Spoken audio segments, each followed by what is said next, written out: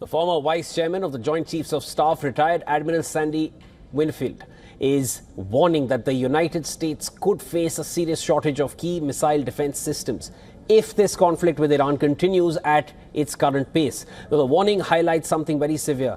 It highlights what he calls a growing race against time between US missile defenses and Iran's large stockpile of Shahid drones, the low-cost, cheap drones which Iran is using strategically to go after all its targets in West Asia.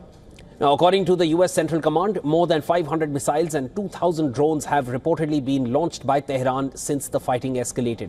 Winfield says that the real concern isn't the number of attacks, but the cost and the availability of the missiles that are being used to stop them.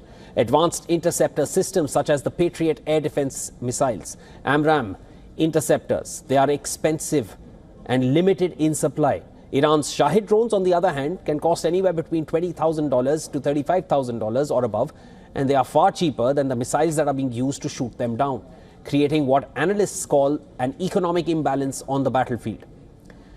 Reports also suggest that the head of the US military, General Dan Kane, privately warned President Donald Trump about possible shortages in interceptor stocks just before the strikes began. Those supplies have already been strained after defending Israel during last year's 12-day conflict with Iran and through ongoing military support to Ukraine.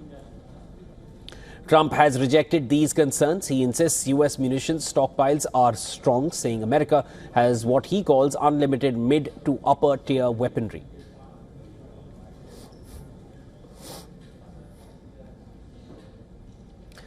And we discussed this earlier with Lester Munson. He's a senior fellow, National Security Institute, and co-head of the international practice at BGR Group. Here's how he analyzes this current conflict.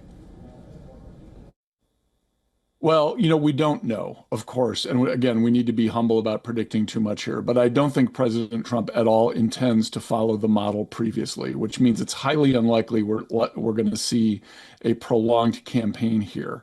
The question of who runs Iraq, of course, or Iran, of course, is a little bit of a Freudian slip there, is, of course, hugely important.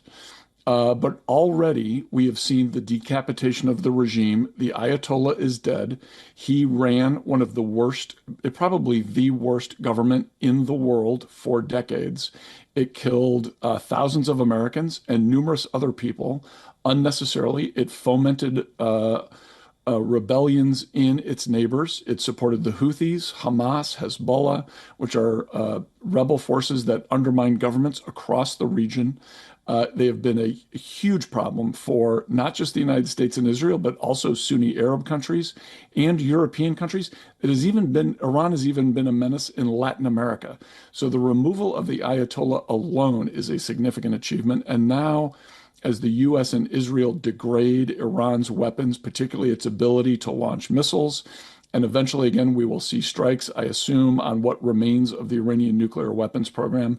Those strikes alone are going to cause Iran to take a very significantly different approach in the region. It can only be better than what was before. So I already feel that the President Trump has made some significant accomplishments with what he has done with Iran so far.